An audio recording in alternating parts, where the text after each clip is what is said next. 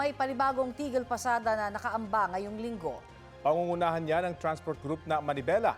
May ulat on the spot si Manny Vargas ng Super Radio DZBB. Manny?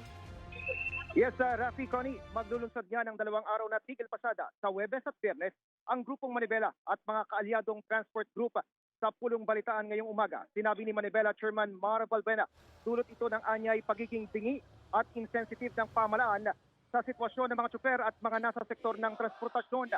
Marami umano sa kasamahan nila mula sa mga driver ng cargo truck, mga TNVS driver at motorcycle taxi drivers ang halos wala nang naiuwi sa kanilang pamilya dahil sa tumaas na presyo ng produktong petrolyo.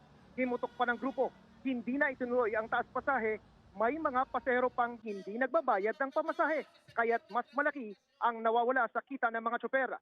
Narito ang bahagi ng kanyang pahayag. Nakikiusap din tayo sa ating mga mahal na mananakay na sana maintindihan ninyo ang ating mga tsuper. Hindi lang po kayo ang may hapagkainan. Kung ayaw nyo ng taas pasahe, yung iba sana huwag naman nang mag 1, 2, 3. Isa, 2 pasahero lang ang hindi magbayad. Napakalaking kawalan na po. Sinabi pa ni Balbena na posibleng mapaaga pa nga ang tigil pasada dahil baka Miyerkules pa lamang ay may mga miyembro na sila na hindi napapasada. Ngayong umaga lamang din, sinabi ni Palace Press Officer sa press briefing na hindi dinadownplay o minamaliit ang pamalaan ang epekto sa Pilipinas ng gera sa Middle East. Ginawa raw ng gobyerno ang lahat para maibsan ang pasanin ng